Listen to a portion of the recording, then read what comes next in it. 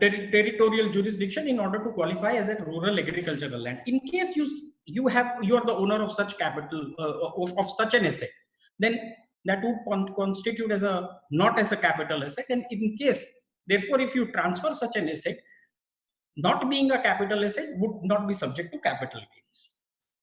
Apart from that, there are certain theoretical assets, because those are no longer into existence.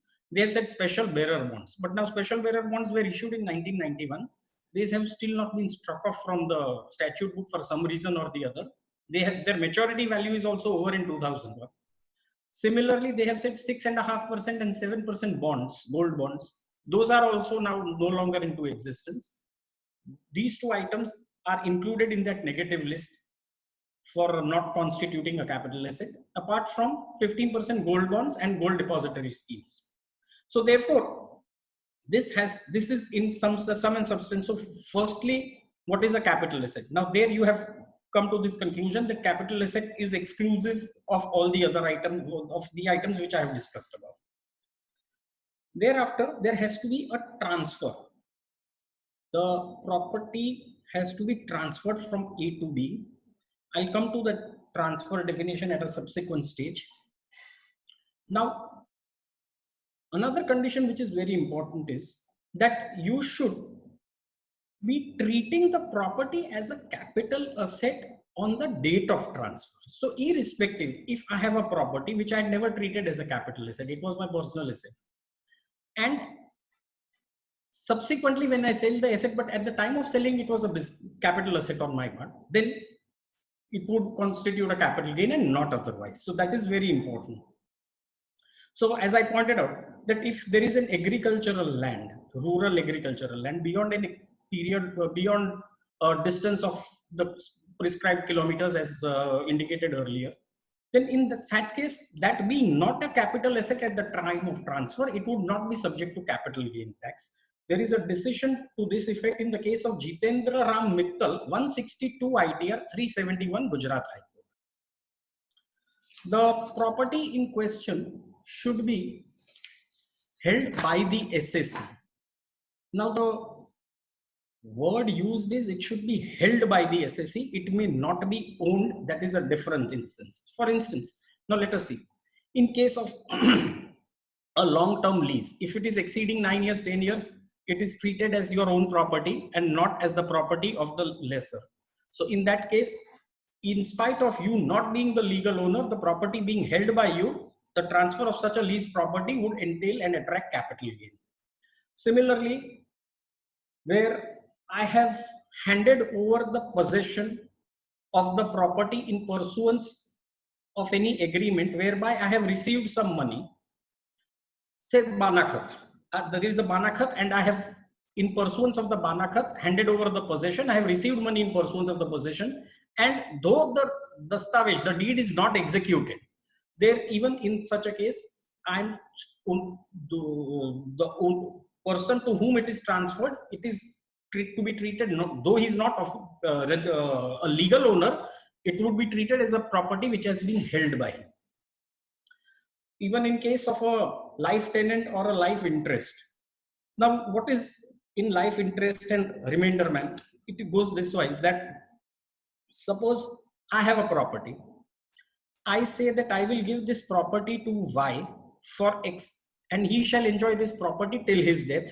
And subsequent to his death, this property shall be enjoyed by Z. So in case anybody wants to buy the property, if X only foregoes his interest in favor of Y, who is the ultimate owner, because this man is only an owner for his lifetime, only then can the property be enjoyed. So though he may not be the owner, it is held by him. And that is how capital gain would arise in the hands of the lifetime tenant also. Now, in capital gains, there is a classification which has been made, which is long-term capital gain and short-term capital gain. The reason why this classification assumes importance is on account of two counts. One, the taxable rates which have been applied to long-term capital are in fact are lower than the regular taxes. So therefore, it becomes very important to draw out a distinction that and classify whether this is an asset which is generating long-term capital asset or otherwise. If long-term, you get the benefit of a concessional tax rate. Apart from that, in various cases, you are also eligible for exemptions under Section 54, unlike a short-term capital gain. Now, generally, the threshold period is 36 months for all assets to be considered as a long-term capital asset or a short-term capital asset. However, there are certain exceptions to this rule. In case of a listed company, in case of shares which are listed in a stock exchange, the period would be 12 months. In case of immovable property, it would be 24 months. In respect of the other assets, it would continue to be 36 months. So in case if there is a listed, in case of an unlisted instrument, which is not listed in any company, shares of unlisted shares of a private company, though there the period would be again 24 months. So that is how the entire bifurcation of holding has been made in order to classify an asset as a long term or a short term. So if now suppose, how do you calculate the 12 months, 24 months, 36 months? They say that fraction of the day held has to be included. So I purchase, say, shares on, today we are on 16th April 2020, and 1 year would finish on not 16th but 15th. So if I sell the shares on 15th, because fraction of a day has to be included, then it would still qualify. So you do not have to worry that you have to complete calendar 12 months, all the days have to be concluded. The day preceding the date of your acquisition would constitute the completion of the date. And there is a decision to this effect in the case of Bharti Gupta Ramola 20taxman.com, Delhi. There it has been, the observations of the court are that if the SSA acquires an asset on 2nd January in the preceding years, the period of 12 months would complete on 1st January next year and not on 2nd January. This position is true and will apply to all cases except where the asset is transferred, purchased on 1st January. In such a case, the period of 1 year or 12 months would expire and would be complete on 31st December of the same year. So that is how they have worked it out, that 12 months has to be 1 day prior to the date of original acquisition. That is how we have to calculate. There are various other assets also where the Act has provided how to calculate and from what date has to be it has to be calculated, whether this for the period of holding, in order to determine whether it is a long term or a short term. So in case of a right share, so in case of a right share, the period shall be reckoned from the date of allotment of the right share. So that has to be taken into account. Similarly, in case of a capital asset which became my property in the circumstances enumerated under Section 49(1), the period of holding of the previous owner. Now in 49(1), there are different circumstances. Suppose I have acquired shares on partition. I have acquired a property on partition or a total or a partial partition of an HUF, under a gift, under inheritance, under devolution. Then under such circumstances, since I have not made any payments for the acquisition, whatever is the date of acquisition of the previous owner would constitute my date. So in case it would be this wise, that suppose I have acquired shares today on 16th April, I sell these shares say on 18th April. That would be 2 days. So effectively it would constitute a short-term capital gain. But in these circumstances, the period of holding of the previous owner, since I have acquired these shares, suppose by way of gift. Now, if the person who had gifted these shares to me was holding these shares for a period of 5 years, that period has to be included for my capital gain calculation. So it would become a long-term capital gain effectively in my hands. So that is 49(1), and that is how it goes. So allotment of shares in case of an amalgamated company, the period shall be constituted from the date of acquisition of the amalgamating company. Right, I said, right entitlement also, it shall be considered from the date of offer to subscribe to shares to the date to which the right entitlement is renounced. So that would generally be the date of renunciation and the date of right entitlement. It would not be more than 12 months generally. So it would be generally a short-term capital gain only in such cases. Bonus shares, the date on which the bonus shares were allotted, not the date of your original acquisition of shares. Suppose I have got 1000 shares originally which I had acquired, and of that 500 bonus shares have been issued say in December 2019. My period of holding would be, for in case of bonus shares, would be from December 2019 and not the date in which I had originally purchased the bonus shares. So these kind of different circumstances have been enumerated in the explanation itself. These I have broadly touched the instruments which we use on a day-to-day basis in the explanation to section 242A itself. In case where you purchase shares through a broker, then the broker's sold note along with the delivery effected and the shares having been transferred, that would constitute the date of my acquisition. This is in terms of the circular number 704 dated 28/4/1995. Suppose I have acquired various shares in different lots. See, suppose I have acquired 500 shares in say June 2019. I purchased further 700 shares in September 2019, another 500 shares in December, and accordingly 1500 shares over these 3 periods I have. Now, those shares would have been purchased at different rates. Naturally, then how do it, and I make a sale which is not directly linked with a particular purchase, then FIFO method has to be used. So the first shares which have been dematted by you, irrespective of when you have purchased, if they have been dematted even at a subsequent date, those shares which have come first into your demat account, those will be treated as first sold, and consequentially that is how the capital gain working has to be made. So these are the different guidelines which they have given for the purpose of determining what is to be the period of holding if vis-a-vis different assets.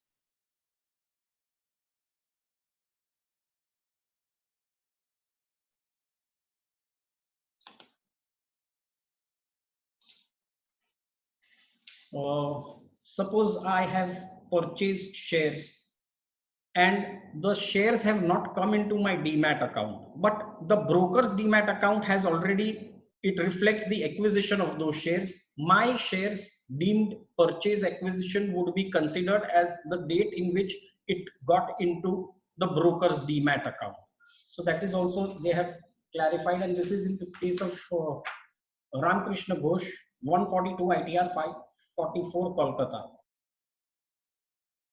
where there is a share purchase agreement.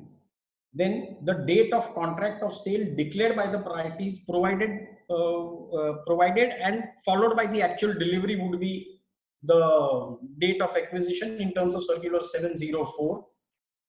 Now I have entered into a share purchase agreement. I have received also money, but the shares were transferred at a later date.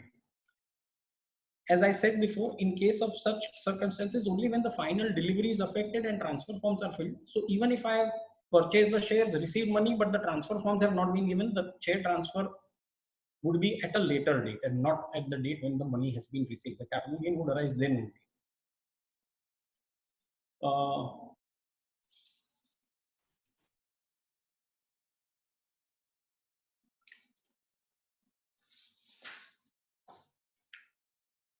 The period of holding has to be taken. Now suppose there is a property, and in that property there is land, and on that land I construct some building. On that building I now sell off the property with the land and the building both. In case of land, suppose I have purchased it in 2005. In case of the building, suppose I have constructed the building only in 2018. So therefore, building would be a short term. When I sell both of them together, land and building both would be two separate assets. Land would be subject to long-term capital gains, and I would be able to get the benefit of the long-term capital gains concessional tax rates. Building would be a short-term capital asset, and therefore it would be appropriately taxed. So in case of such a situation where the property has been constructed on a land purchased earlier, it will have to be bifurcated into two components, and accordingly the income would come to be taxed.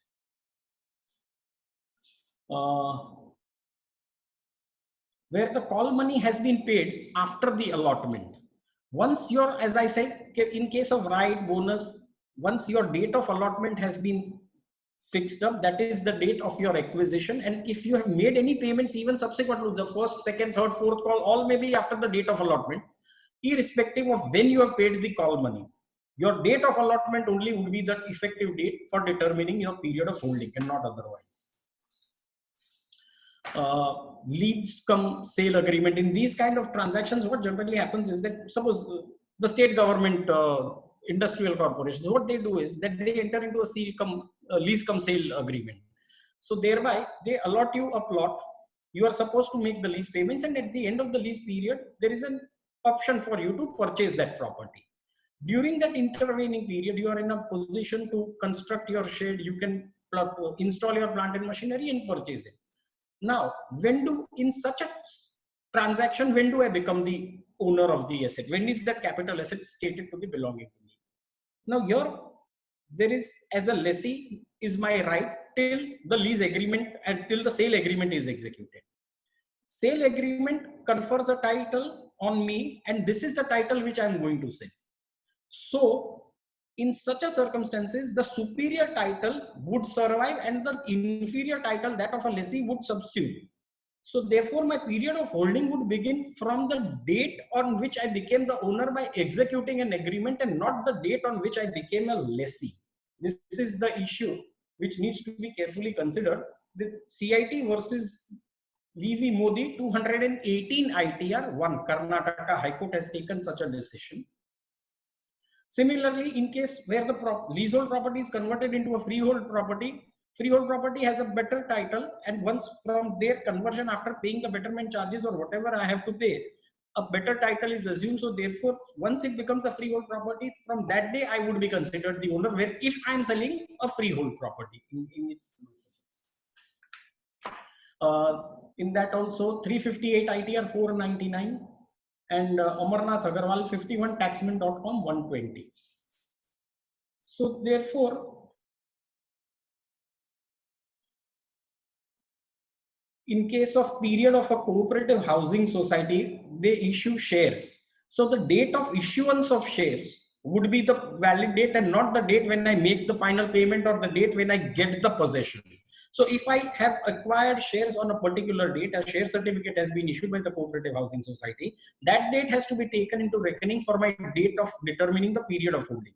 If my sale, the date of transfer of the share certificate subsequently, because I want to sell the property, the period in between exceeds 2 years, I would be eligible for a long-term capital gain, and not irrespective even if the possession might have been given to me within 3 months, just prior to my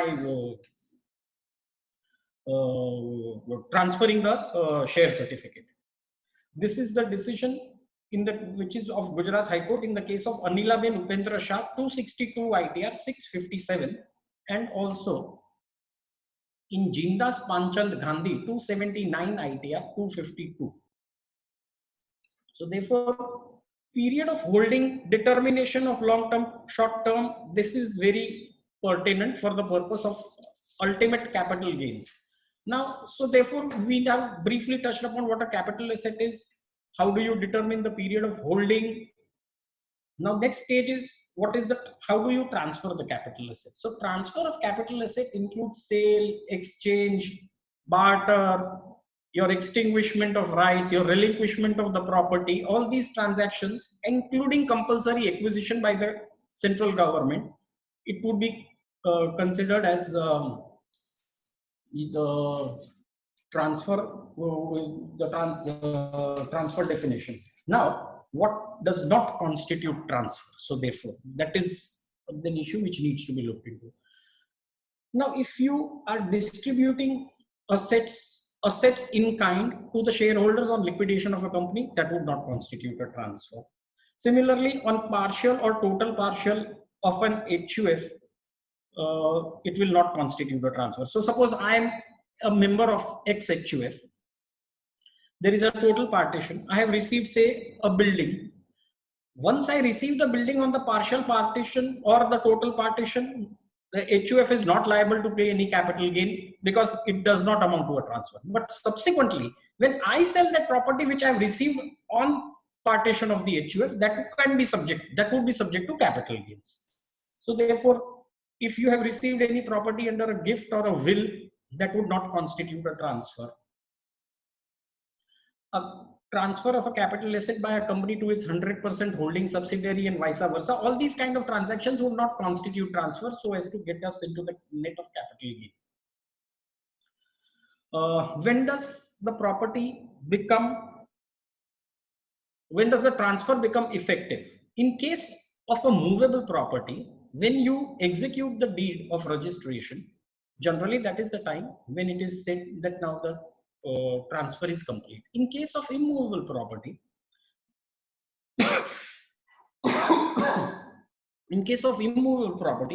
if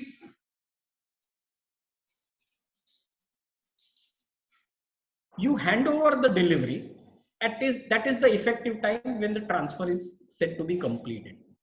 So therefore, however, in case of immovable property, there is an exception, because what used to happen formerly was, okay, everybody used to decide to transfer their property, take the money and do not execute the deed, but give away the possession. So therefore, they brought about a change in the definition of transfer in case of immovable property. They said that 53A of the Transfer of Properties Act would apply. So what does 53A of the Transfer of Property Act say is that there has to be a registered document. I have to receive money in pursuance to that, or the transferee has agreed to give me that X amount, and I have handed over the possession. If these three facts are there, and even if the document is not registered, final sale deed is not executed and registered, even then it would be treated as considered as a transfer for the purpose of capital gain. So therefore,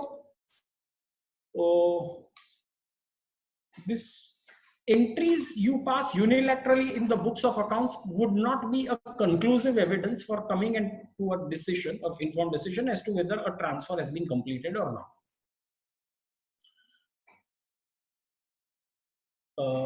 Now, for the purpose of computation of capital gain,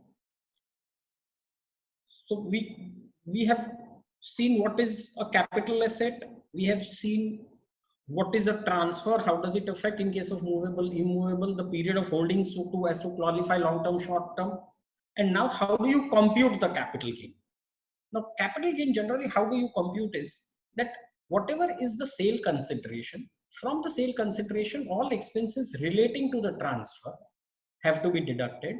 Thereafter, the cost of acquisition of the asset, which is the subject matter of transfer, the cost of improvement of such asset, which is in relation to that original asset which is being transferred, has to be deducted. After that, whatever exemptions which you are eligible to claim, and if you have made investments accordingly, that you will be allowed, and the resultant amount would be capital gain depending on the period of holding, whether it is a long term or a short term. Now, these are briefly the legal principles which we touched upon. Now, let us come to how do we compute capital gain in case of a depreciable asset. Now, we all are, those who are conducting business, they are maintaining their books of accounts. In the books of accounts, there is an asset schedule which consists of different items. It may be buildings, it may be factories, it may be plant and machinery, vehicles, so on and so forth. These have been broadly categorized into different block of assets. The block of asset is such a thing which has a uniform rate of depreciation applicable to it. So in case of plant and machinery, it is 15%. In case of building, it may be 10%, so on and so forth. These are the various block of assets which appear in there. Now, suppose you dispose of any asset on which depreciation has been claimed. Now, any profit which arises on such assets on which you have claimed depreciation, you would be liable to pay short-term capital gains under section 51 and section 50 bracket 2 of the Act. Now, what is section 50 bracket 1 and 50 bracket 2? That suppose I have in one block of assets machinery A, B, and C, and the written down values, let us for the time being assume of all the three items are say 10 lakh rupees. Now I have sold only machinery B for rupees 15 lakhs. So physically machine A and machine C exist with me. Now if 10 lakhs is my written down value, and if I reduce my transfer amount which I have received 15 lakhs, the block of asset disappears. Under such circumstances, 51 would apply and I would be liable to pay short-term capital gain of 5 lakh rupees. That apart, now there being no written down value, I will not be in a position to claim any depreciation on plant and machinery because it is a minus figure. Unless I purchase or acquire a new asset during the year of the same block. So suppose 10 lakh rupees plant and machinery A and C, 15 lakh I disposed of, it is minus 5 lakh. 50 lakh rupees further machinery D I purchase, then 45 lakh rupees would be the available amount for which I would be able to claim depreciation. If I am claiming depreciation and now the block does not cease to exist, it is there because of machinery D, then no capital gain will arise. Similarly, if either the block arrives or the written down values disappear, even in such circumstances, you will be liable to pay short-term capital gain. So that is 50 and 51. Now, it is deemed short-term capital gain. Let me point out. So you cannot get the benefit as was presumed of a substantial concessional tax rate. But whether can you get benefit of exemptions under section 54? Yes. Gujarat High Court has now taken a decision that irrespective, it is a deemed short-term capital gain only, and that deeming section is only restricted for the purpose of section 50 bracket 1, 50 bracket 2. For 54, it will still constitute a long-term capital asset and you will be eligible to make investments and accordingly take benefit. So that would be. Now in case, suppose I dispose of a land and building which is together, it's a composite thing. I do not know what is the value. I had years ago purchased the land and on that I had constructed a factory shed. So how do I, when I make a sale, I have to apportion these items towards depreciable item and towards non-depreciable item. So the better course would be that when you make a sale, you take a valuer's report, apportion the figures accordingly, because in case of land, it is not depreciable. So you get the benefit of long term. In case of the factory building, you will not get the benefit of a long-term asset, irrespective of whenever you might have constructed. So that is how you will have to apportion, and that is what was held in the case of Yamuna Syndicate 162, Taxman 167. Similarly, I am carrying business of carriages of vehicles and I'm offering taxes under section 44 AE of the Act, even in current year, even in earlier years. Now, during the year under consideration, I decided to dispose of certain vehicles. So for the purpose of determining whether I am liable for 50C or not, I have to work out that block of assets irrespective whether I am paying taxes on presumptive, under presumptive scheme. But even otherwise, I will have to, for the purpose of 50C, still independently work out the depreciation which has been deemed to have been allowed while offering taxes under section 44E. S. Rajendran 104 TTJ 408. Now suppose I have a piece of land and I have constructed a building on it and I have sold both of the items together. The purchaser immediately, he thereafter demolishes the building. Can I take a stand that what he purchased was only land and not building, because immediately thereafter he has disposed of the building, demolished it. He had never intended to purchase building from me, and therefore the entire amount I will appropriate towards land and take the benefit of long-term capital gain? Yes. In the case of Union Company Motors Limited 283 ITR 445, Madras High Court held that in such a circumstances, the transfer of the capital asset would be considered as of land only and not building, and you would be eligible for long-term capital gains. Now suppose 50 would apply only where depreciation has been allowed. That is very important. So let us assume that I have purchased an asset, a machinery. This machinery has been purchased, say, during the year. The department has taken a stand that this machinery has not been technically used for the purpose of business, and therefore we shall not grant you depreciation, though you may have claimed it in your return of income. And therefore that depreciation had come to be disallowed. Now, under such circumstances, can we take a stand that since depreciation, though it had been claimed but not granted, and therefore this asset being a non-depreciable asset, I would be not hit by section 50, and it can, even if I sell, it would be an appropriate asset, whether long-term, short-term, on the period of holding? Yes, the answer is yes. Santosh Structural Alloys Limited, 20taxman.com, Punjab and Haryana. Where advance money you might have paid in respect of a property, and then the deal doesn't go through. Now, under such circumstances, what happens? If such being the situation, formerly what used to happen was that it used to be treated as capital receipt, and whenever you sell the property in future, if this deal has not gone through, whenever it is sold in future, from the sale consideration, this amount used to be accordingly added back, or the cost used to be appropriately increased and it used to be adjusted. No longer that will be the holding now.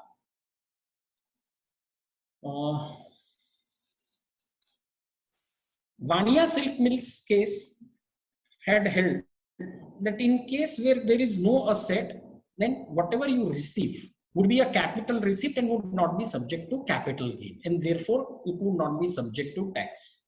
So therefore, any insurance money which you receive on the damage or destruction of any asset, the original decisions and the since the amendments were not made, where the view was being taken was that firstly there has to be a capital asset, and if there is no capital asset, because you are yourself saying that this has been destroyed or this has been damaged and it has not passed over to anybody, so there is no transfer also. So in such a case, there would be no capital gain arising. However, with effect from assessment year 2001-2, there has been a change, which has been an amendment which has been brought about into the act.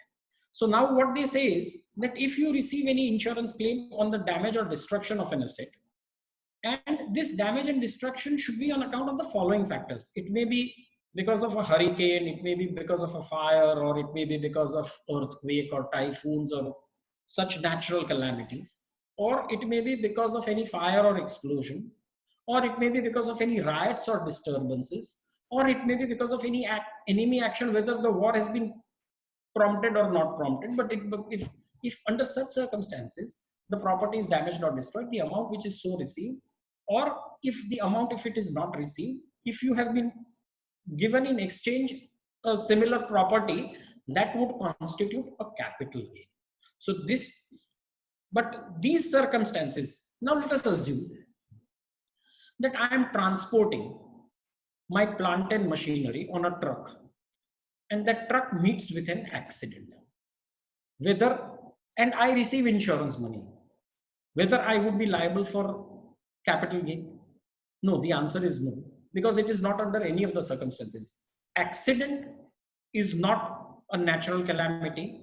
It is not covered by fire or explosion. It is not covered by riot or civil disturbances or enemy action. Similarly, let us assume that I have sent goods in a ship for being exported to USA. The shipping company is becoming very greedy, and they have overweight the goods, taken all the goods in spite of what was beyond their capability, and the ship sinks.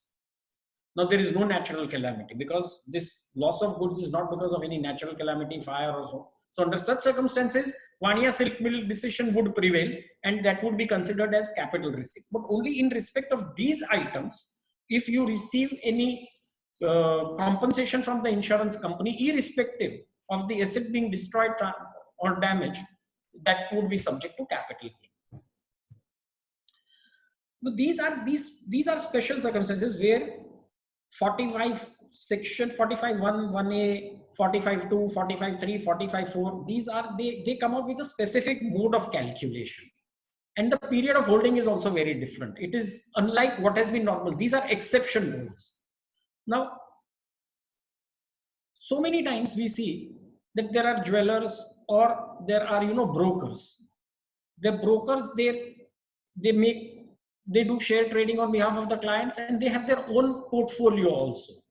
So if I have, and I might be trading also in my own way. I might be having investment. I might be doing trading on behalf of my customers. Similarly, in case of a jeweler, I have a, say, 10 carat diamond, and I decide that now this is my personal asset. I would like to introduce it into my business as a stock in trade. Then under such circumstances, what would be the taxability? Now, irrespective, now 5 lakh rupees is my personal asset diamond.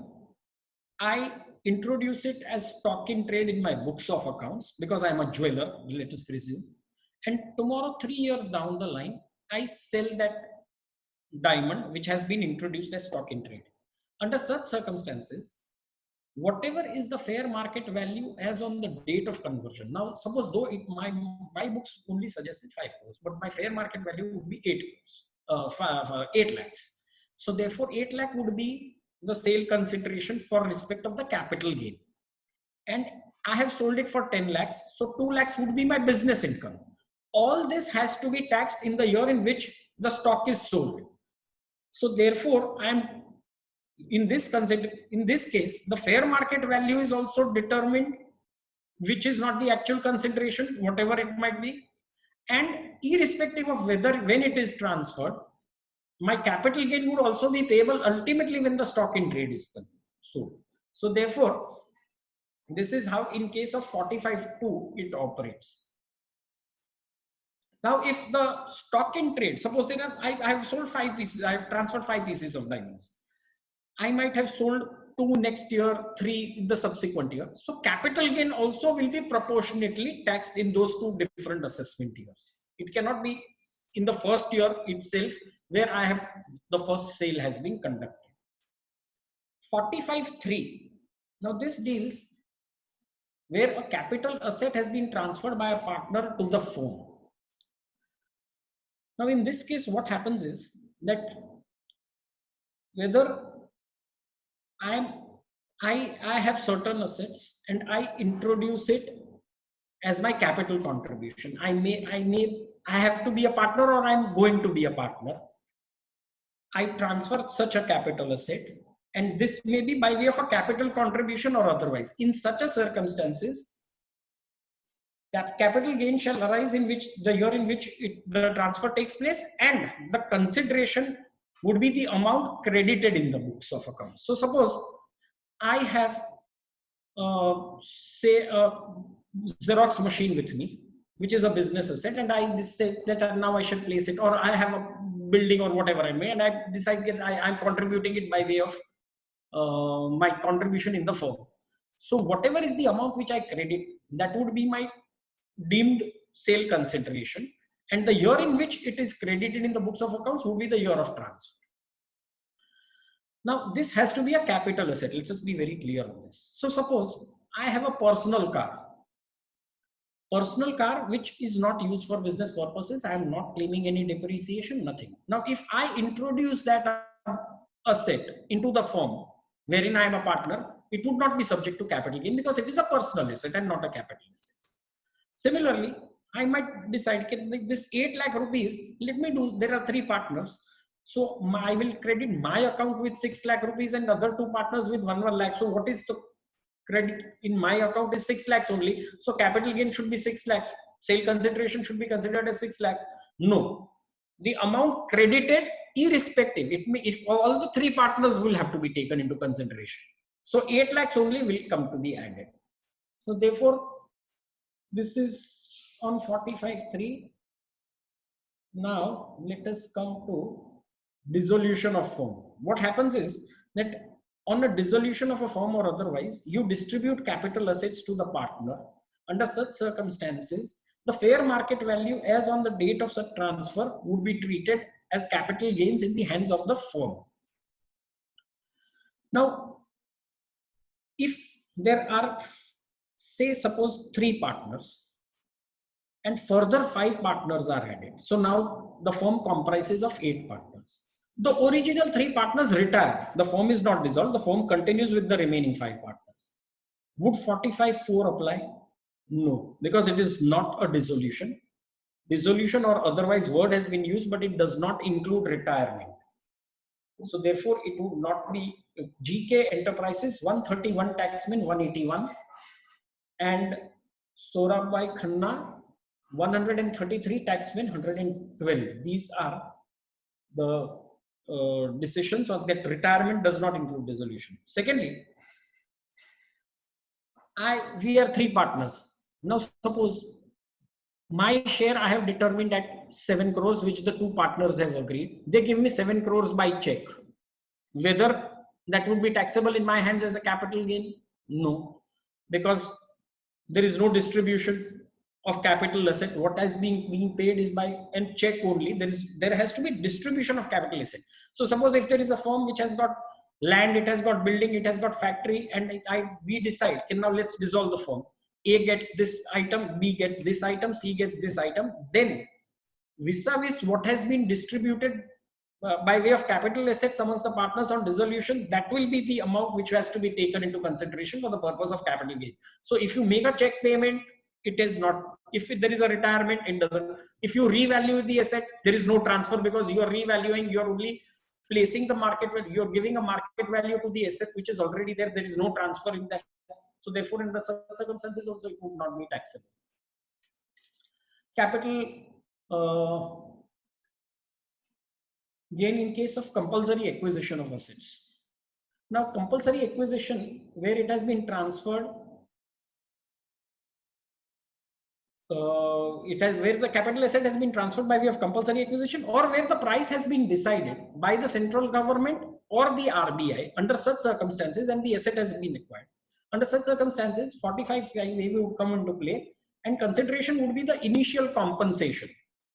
And it will be taxed in the year in which the initial compensation is first paid. If the initial compensation has been paid over a period of time, it will be considered only where the first payment has been made. Though for the purpose of benefit of 54, as and when you receive the payments, you can make the investments under section 54.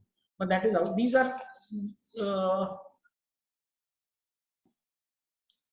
recently. Now the recent trend is that all the developers and everybody, the people are generally they take benefit, they undertake construction, because lands have become so costly that a joint development agreement is entered into. So in case of a joint development agreement, in case of an individual or an HUF, it is restricted to these two only. If they give away a land to a developer, and then whatever is the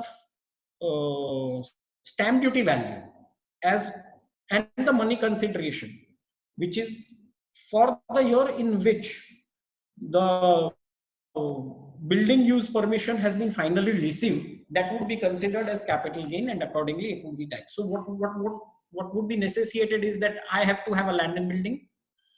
I have to give that land and building to a developer. With the developer, I must have an agreement. That agreement has to be registered. That agreement should contain my name as a owner of the land or building.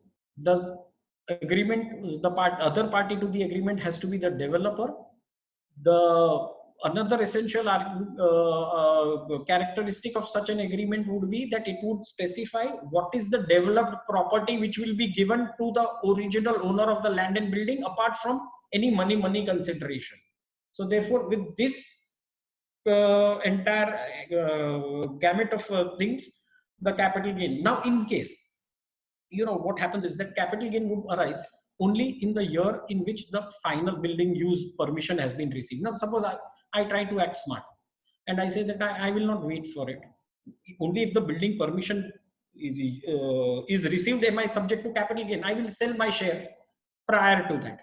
So am I subject to capital gain? No, you are not subject to capital gain, but then you will be no such benefits would be granted to you, and it will be regular taxes. You will not get any benefits. So that is how it has been done. In case of bonus and self-generated assets, bonus, your cost of acquisition has to be considered as nil.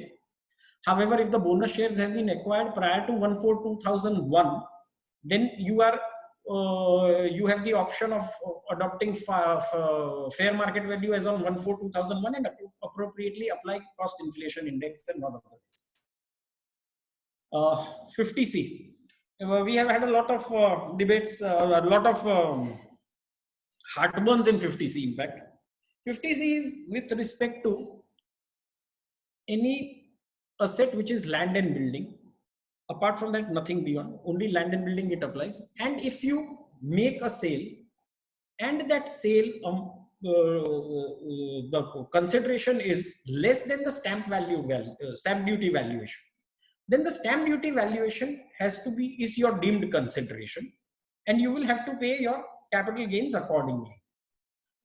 Now, to what margin it is exempted is that if 105%, so 5%, if it is your registered deed is say 100 rupees and your stamp duty valuation is 105, till that it falls within the tolerance limit and no adverse inference will be drawn. If it exceeds 5%, only then 50C would come into play. Now, take a situation where there might be a stamp duty rate which is different on the date of agreement and then on the date on which the deed is finally executed. Now, in such circumstances, what would be the stamp duty valuation which has to be adopted, whether on the date of registration or on the date of entering the agreement? They have stated that no, in such a circumstances, excuse me, date of agreement can be taken for the purposes of capital gains, provided you must have received part money or full money on or before the date of agreement, and that has to be by a regular banking channel, account paycheck, or electronic medium of transfer of money. So cash element, even if there is 2 rupees involved, that would not be permissible. Now, what might happen is that there are 3 circumstances again. Suppose I have sold a property. That property has been sold for 5 lakhs. Stamp duty valuation comes at 7 lakh rupees. First situation is I accept 7 lakh rupees and I'm ready to pay the capital gain tax. That is situation 1. Second situation might be that I am not very happy with the stamp duty valuation which has been undertaken, so I file an appeal. So under such circumstances, whatever is after the appeal proceedings before the stamp duties is complete, and whatever is the final rate determined, that would apply to me for the purpose of capital gain. Now, I do not do that also, but I do not accept the stamp duty valuation, but I neither file an appeal. During the course of assessment proceedings, I say that I have severe objections to the stamp duty valuation to the AO. Under such circumstances, the AO is bound to refer the matter to the DVO, and the DVO will undertake an independent exercise and verify the valuation. If the valuation, suppose in my case it is 5 lakh was my registered sale deed, 7 lakh was the stamp duty, and the registered value says that no, it is 9 lakh rupees. So would 9 lakh be adopted? No.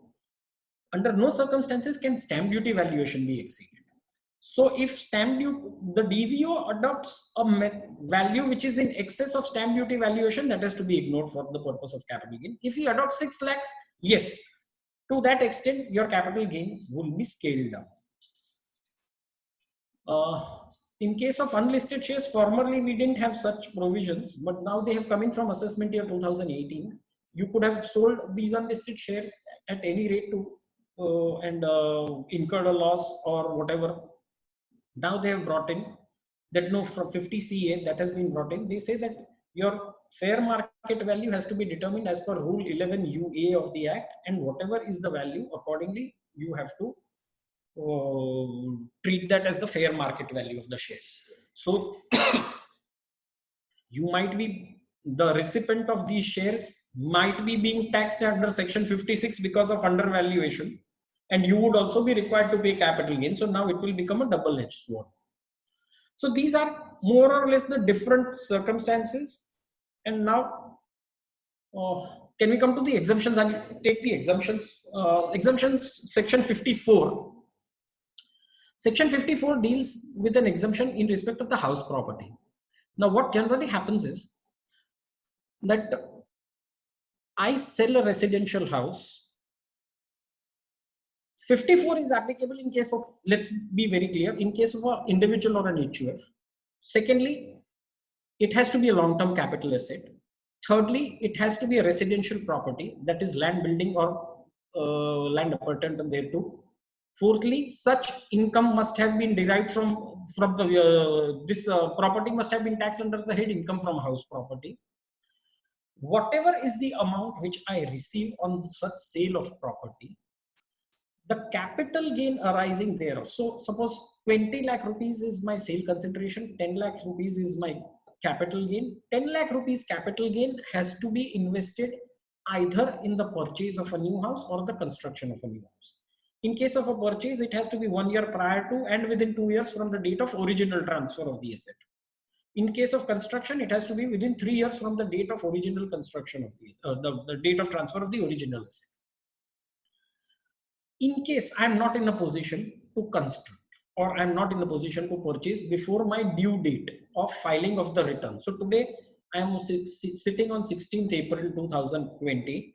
My due date for filing the return of income would be 30th September 2021. So if I'm not in a position to invest this amount, I will have to put it into capital gain account scheme. And from that amount scheme, prior to the due date of return, I will be able to make investment within the specified time period, and I will still be eligible for the exemption. Now, there are various controversies which have arose. They say that one residential house, though from assessment year 2020-21, where the capital gain is less than 2 crores, you can make an investment in terms of construction or purchase of 2 residential houses in section 54. That is a major amendment which has been brought about. Till then, it was only 1 residential house. Now, suppose there are 2 houses side by side. Whether that would qualify? Because now, let us talk in terms of section, say 2019-20 right now, where it was only 1 residential. So, yes, if it is side by side and the builder has broken the common wall, put a door, facilitated it to be used as a single house only, it can be allowed. Devdas Nayak 366 ITR 12. Even if there are side by side flats and you have entered into separate purchase deeds and there are separate electricity meters, you are still entitled to Abhijit Bhandari 414 ITR 485 Madras High Court. Suppose, let's take a situation where I'm already living in this house and I have sold a house, and the house in which I'm living in, I make a purchase of that very house. So whether the investment in the house in which I'm already residing would constitute an investment which qualifies for section 54? Yes. Chandan Ben Manganlal 245 ITR 482. Any expense which you incur to make the house habitable. Now, suppose there is a house which is not habitable. So you construct a room, you construct a floor, you make it habitable. All such expenses would qualify for deduction under section 54, as was held in Mehar Surti 61 SOT 5. Construction, in case, as I pointed out, in case of a purchase, it has to be before 1 year or within 2 years. In case of construction, it has to be within 3 years from the date of transfer of original asset. Now, suppose I have constructed a house and made certain investments prior to, whether they would qualify for deduction, that is also held to be in favor of the SSC. Subhash Sevaram Bhavnani, 23taxman.com, 94 Ahmedabad. Is it necessary that I should use the same funds which I have got on sale of asset for the purpose of investments under section 54? No, you may have used it elsewhere. Bring it, you may take a loan, whatever you may do. The thing is that whatever is the amount which is coming to you as capital gain has to be invested by way of 54. When there are 2 flats which I am owning, I sell, then there are two different assets. One qualifies for 54, one qualifies for 54F. We are running slightly short of time. Whether I make the investments in the same house, residential house, would they qualify for investment? Yes. Ranjit Das, Vitthal Das, 137 ITD 267. 54F is in respect of other conditions remaining the same, where you sell any capital asset other than your residential house. And if it is a long-term capital asset, all other conditions, you have to be an individual HUF and you make an investment. But there, the entire consideration has to be invested for the purpose of the benefit of capital gain. Here, only capital gain in case of 54 has to be invested. That is the major difference. So therefore, I think we'll have to cut short here, because otherwise we'll not be left for time for question and answers. Varis bhai, if I can hand it over back to you. Thank you very much. Thank you, sir. Thank you, Dr. Sir. Now there are few members who has raised their hand for questioning. I am requesting Mr. Upendra Kansal, who is from Punjab. Hello, sir. Namaskar, sir. Namaskar, please continue, sir. Namaskar, sir. So there are two queries and one updation. In section 50C, there the margin of 5% has been increased to 10% from the current financial budget. Right, I agree. And my another query is, suppose the share of a company was listed earlier.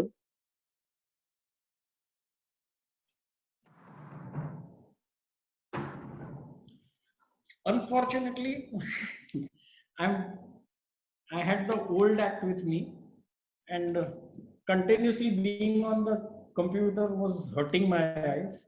I wear lenses, so I missed out. I'm sorry. Yeah. Oh no, sir. So just this was just updation. Means with due regard.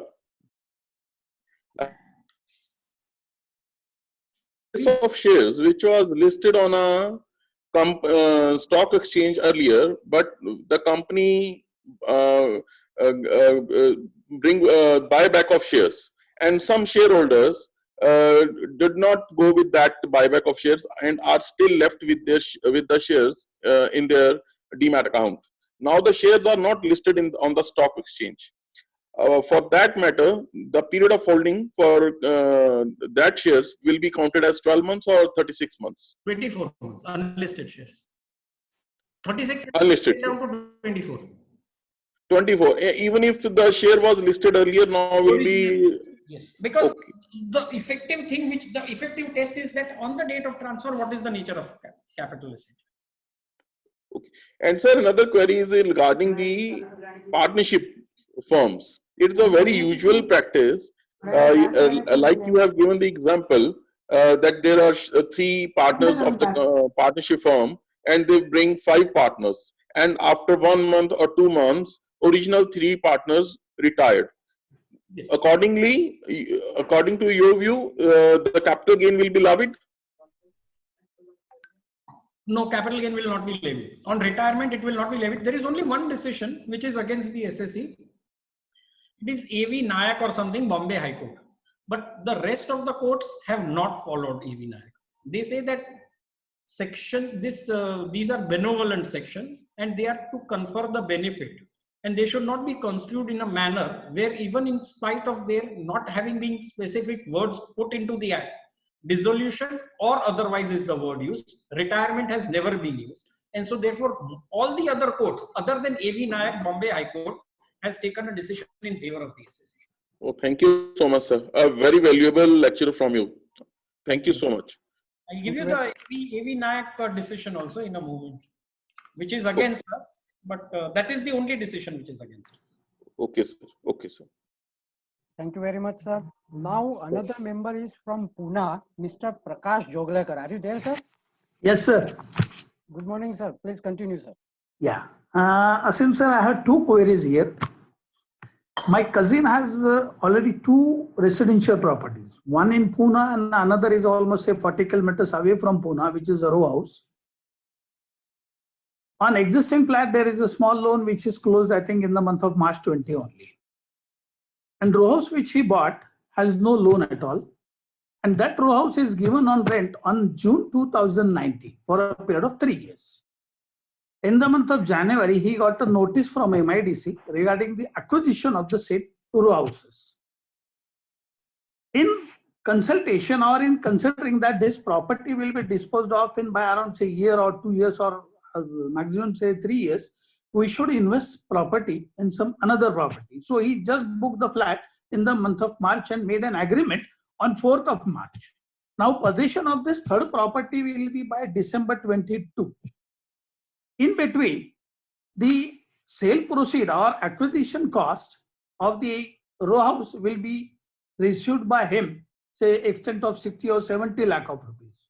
So whether this particular amount will be exempted for 54F for the reinvestment in the house, residential house property? He has two houses. One Yeah. is at Pune, Yeah. and one is in this row house of Yeah. 40 kilometers away Yeah. from Pune. Now he wants that 54F benefit on account of the compulsory acquisition. Now compulsory acquisition and capital gain 45(5)(a) was with respect to two items paying the money. Either it has to be central government or RBI. It is not. So 45(5)(a) benefit you are not getting. Okay. Now we are coming to 54. But this reservation is on account of MIDC. MIDC is state corporation. Yeah, state, It is not. It is state government. not the central government. No, it is not. And state government is specifically prohibited from. Yeah. But we have a more important issue, which is 54F benefit, whether you want. Right. Am I with you? Yeah, correct. Yes. So as on the date in which you sell MIDC, Right. you have one more residential house. Which is not in possession, just agreement has been executed. But you have two residential houses. Yeah. 54F, Yeah. it has to be a capital asset other than residential house. Okay. So your row house selling, disposing of will not let you enter the benefit of 54F. Okay. That is going to be not workable for you. Okay. So that will be liable for capital gain, you mean? What you can do is, Yeah. you can sell different houses, both, and make an investment in one that would qualify. There is a decision to that effect. I will take your Yeah. I'll give my mobile number and email also. And in the meantime, you can, because there were a lot of dates involved with the amounts and dates. If you can also send me a detailed query on. Yeah. I'll send you a detailed note on this. Yeah. But 54F independently will not work out for you, because that is row house is also a residential house. 54F Correct. applicable only in respect of all capital assets other than the residential house, or land. Other than the land. Other than land and building. Okay. Now, one second issue. One of my assessee, though he came to me at later stage, in 2015, two friends bought one commercial property worth almost say 4 crore of rupees. And it was in the joint name. Agreement has been executed in the month of January or somewhere. And in the month of March, they decided to start a restaurant in the said premises. Restaurant was in some ABC name or something. And the said commercial property was brought into the books of a partnership firm by existing two partners. Now, the same property was transferred at the same cost, depending on say 4 crores. So 2 crore A has invested and B has invested 2 crores. So giving effect to the capital account of 2 crore to A and 2 crore of to B and 4 crore in the books of accounts of the partnership firm. Restaurant has been started. Now, they had depreciated the property also in the firm's books of accounts, and being owner of the property, firm was paying rent to these two partners also. But once the firm, Yeah. once in the firm that has already been brought in as an asset, As in capital asset. and the own amounts have been credited to the respective capital accounts, Right. You are already claiming depreciation, and apart from that, you are paying rent also. Firm is paying rent to the partners, which was quite Now, objectionable issue. you have treated the firm as the owner of the property. Yes, Then either you can claim depreciation or you can claim rent. You cannot claim rent. exactly. But in this case, earlier, the person who has filed a return has claimed both those things. Rent has been paid to partners and depreciation is also being claimed. And to my surprise, scrutiny assessment 143 has been passed by accepting all those issues. How? That I don't know. See,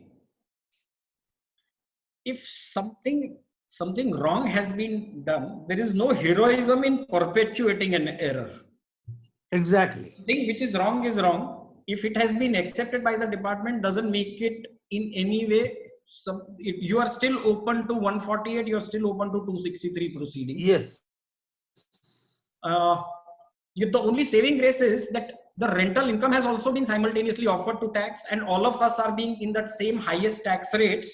Yes. So that argument can be extended when you come to, but you will have to immediately stop claiming depreciation. No, Or you will have to stop paying rent. Sorry. Yeah, correct. But now the situation is something different. In case it reopens or 263 proceeding, there is an error. Yeah. But then it is not prejudicial to the interest of revenue that you can claim by working out the taxability. That's why ये दोनों partners का हमने दिखाया है, इधर इनने हमने दिखाया है, और ये इतना हम इधर tax भर रहे हैं, total मिला के if it all are liable at the rate of 30%. Yeah. So that revenue is part is safeguarded, I'll say. Now, last year one partner got retired. A has signed his retirement deed and reconstitution deed has been executed by them.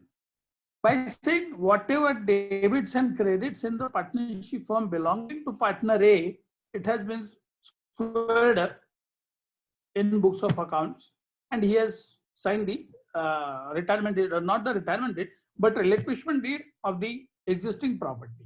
Now entire rights have been purchased by B, his account stands zero as on today.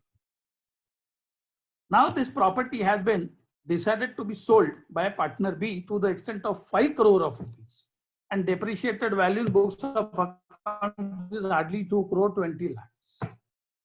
What will be the status of income tax as short-term gain on almost 2 crore 80 lakhs will be payable by the firm? This is my personal opinion. it will be. Anyway, But though the it has, saving grace is short term will be payable only if all the assets in that block get wiped off. yeah, exactly. It will be Is getting zero. wiped off? Yes, The block is absolutely. becoming nil. Nil. The block is becoming nil now. Yes. Okay. The only way in which he can salvage this Block situation is zero. I don't know.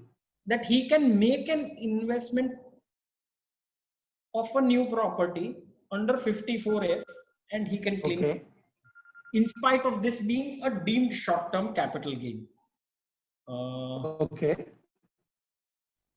Can I give you the citation if I want? And that also I'll give you the citation in that way. Yeah, I had just given my That is email and I'll that is take your Bombay number High also. Court. That is Bombay High Court. So it is your jurisdictional court. So you don't have to worry. Okay. Because my concern was once if this property has been disposed of and balance sheet is being to be. But actually, too many wrongs and errors have crept in the past history of this. Exactly. Because when I had gone through the entire record, I asked the assessee, but who has filed those returns? You are claiming depreciation also. You are claiming your own rent as a partner of the firm from the firm itself. Firm is doing huge losses. How this order has been passed? God knows. Whatever it may be, there could be some error or some deliberately made. But in 1819, we were not in a position to file the return as entire sale was zero, shop was closed by the existing partner, and now they are asking to claim depreciation. How can you claim a depreciation on a firm which don't have single rupee business at all? That property is idle as on today. You are paying almost 3 to 4 crores as a corporation tax thereon. if there is no income, where is the need for him to claim depreciation? He is paying regular EMI on that, and the bank is charging interest. Matlab that you can capitalize, or that is an investment loss to you. You can't claim it as a loss practically. But this was very unique case in my entire practice of 30 years. Now, how can people fight such return is the biggest issue in front of me. No, he not only he filed, but he got it approved. Yeah, of course. Correct. Thank you. I checked my mail. Yeah. That's to the best of my ability. No issue. Yeah, sure, sir. Thanks a lot. Yeah. Thank you very much, Okay. sir. Thanks, Nigam. Please, sir. Next is Mr. Virendra Moga. Are you there? Yes, sir. Yes, sir. Please continue, sir. Please continue. Good noon, sir. Good afternoon. Good afternoon, sir. Sir, my query is regarding procedure. As a buyer of a immovable property, if the property value is above 50 lakh, one has to deduct 1% TDS from the seller's amount to be paid to him. Okay. If the person is, if the seller is an NRI, whether this 50 lakh deduction is there, or we have to deduct even if the property is 10 lakh, 20 lakh, if we're buying a property of 10 lakh, 20 lakh. No, in case of an NRI, the tax TDS rates are increasing. Yeah, I know 20%, 22% with surcharge, but exemption of 50 lakh is there. If I'm going, it is there. Is there.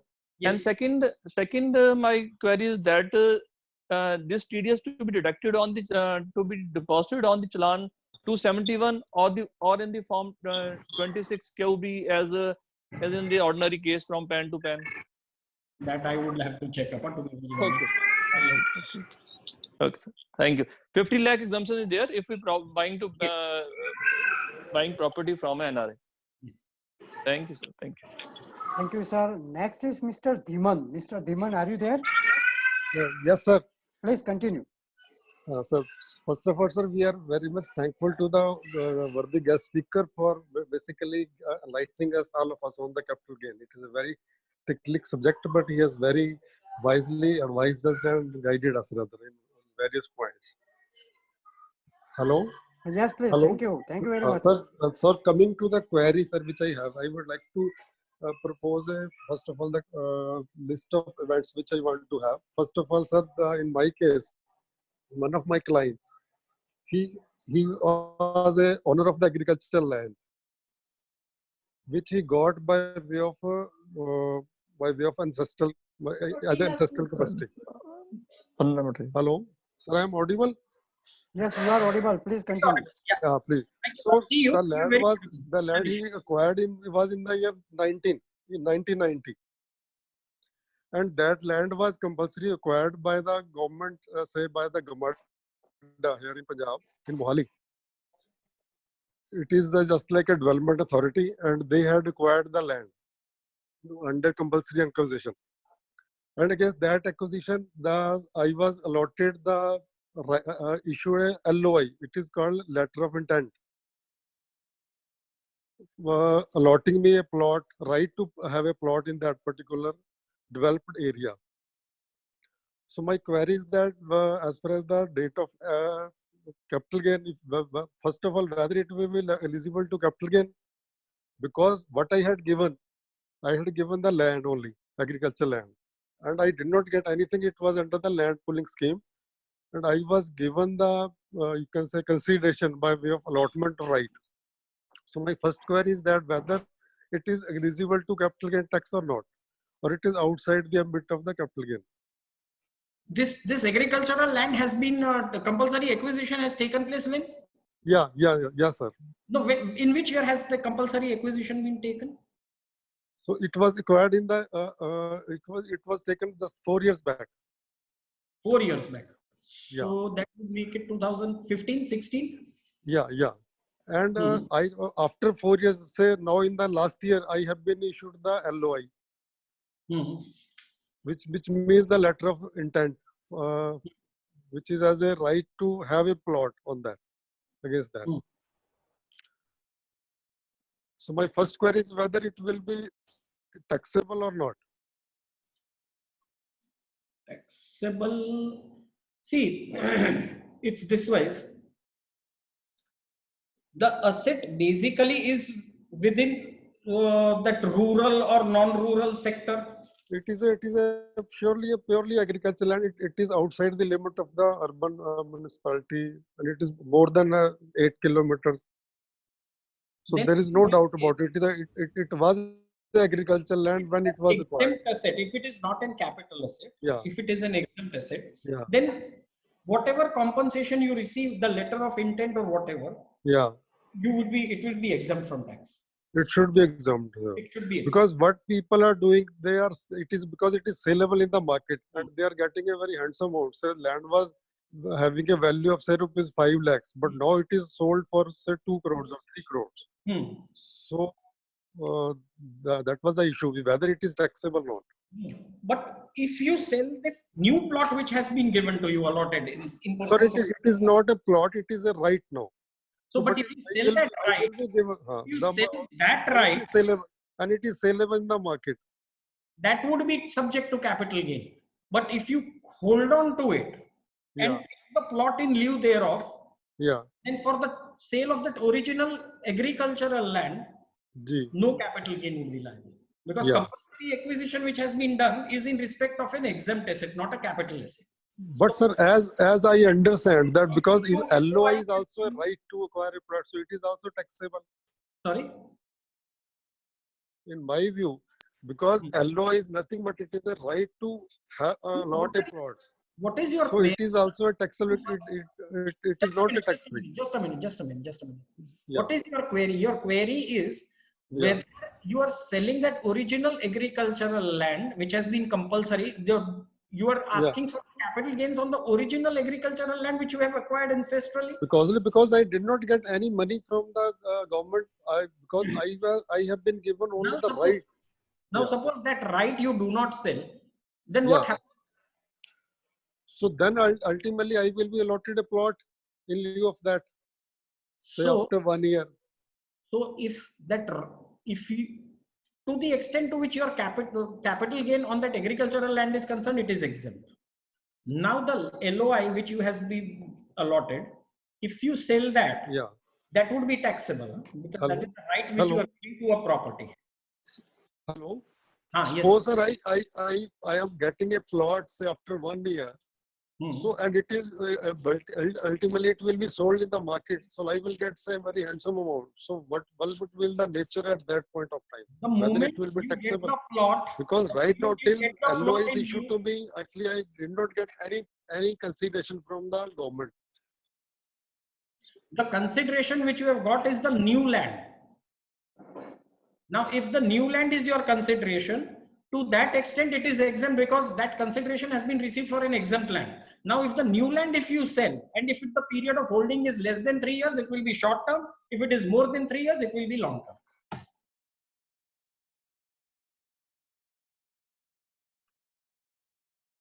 Hello. I think right now he is not available. This would be last question because we are running with short of time. Mr. Vinod Mittal, are you there, Mr. Mittal? Mr. Vinod? Nigam bhai, Ji, you can do one thing. You can share my email also. So in case if there are any queries, I'll try my best to. absolutely, sir. If it is possible, can you share your email ID in this chat box, email ID or mobile number? I'll put my email here only.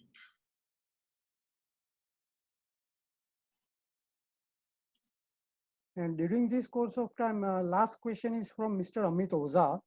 Yeah. Would you, Mr. Amit, Yes, sir. please, this would be last question. You continue, please. Asim, sir. I would Yes, like please. to ask that whether a stock held as shares held as stock in trade, by which method we should value such stock, either as at cost or market value, whichever is lower, or at cost. You are converting your shares into No, stock no, in trade. I have purchased from open market and held as stock in trade. I would like to ask whether that stock should be valued on my books at cost or market value, whichever is less, because At cost or market value, whichever is less, because that is more prudent. Sir, this is prudent, but due to that method, I am suffering loss of around 2-3 crores every year because the cost value of that share is decreasing every year. That is a And I'm keep doing this since last 2-3 years. And I'm even scrutinizing the case and passing such losses to next year. But I came to know that in case of securities, we have to value such securities at cost and not at cost or market, whichever. cost or market value, whichever is lower. Thank you, sir. Yeah. जरूर पड़ जाए तो रूबरू मरी. હા, હા, હા. બસ મજા સર. અત્યારે તો બધા શરીર વધારીએ છે, બીજું તો કોઈ કામ થતું નથી, ભગવાન જાણે. સોપારી મળી રહે છે. નથી મળતું. તકલીફ હોય તો યાદ કરજો sir. Thank you very much. Thank you. Thank you very much, sir. Nigam bhai, I have put in my email ID. Yes, આવી please. ગયો? આવી ગયો છે? ના, જો આવ્યું નથી. આવી ગયો છે, આવી ગયો. આવી ગયો. info@real.com. Yes, આવી ગયું. આવી ગયો છે ને? Yes, આવી ગયું. I'll share with others person and ખાસ કરીને Mr. પ્રકાશ જોગલેકર જે અત્યારે query છે. Mr. ધીમંત has અને also એક some queries. પંજાબ વાળા ભાઈની બી હતી, એમને બી ખાસ. Yes, still there are 3 or 4 persons in queue, but due to time constraint, we need to close this meeting because next meeting at 1:15 I have another meeting, social meeting. That's why only. So I am very much thankful to Mr. Asim Thakkar and Mr. Manish. Are you there? Here. Please continue, અસીમ sir. Sir, Now મજામાં floor is yours. મજામાં. અસીમભાઈ, thank you સાહેબ. Thank you તમને. સરસ lecture રહ્યું આજનું. અને સાહેબ તમે આવ્યા બદલ ઘણો આનંદ આવ્યો સાહેબ. અમારા NSE ટાગ ટેક્સ એડવોકેટ એસોસિએશનના past president, office bearer, committee member બધા તરફથી આપનો સાહેબ ખૂબ ખૂબ આભાર માનું છું સાહેબ. Thank you very much. Here I would like to share that so many members from out of Gujarat are there. Punjab, Haryana, Pune, Nasik, so many places which is already declared in my chat box also. And everyone are very happy to get knowledge from your side, sir. Varisji, would you like to share anything from your side, please? Thank you so much, sir. Once again, I am indeed thankful to Asim bhai for enlightening us on this topic of capital gain. And thank you so much, NSE and TAG both, that you make us busy in this lockdown period. Thank you so much once again to everyone. And we will be again back at 5 o'clock, sir. Thank you, sir. Thank you. Thank you.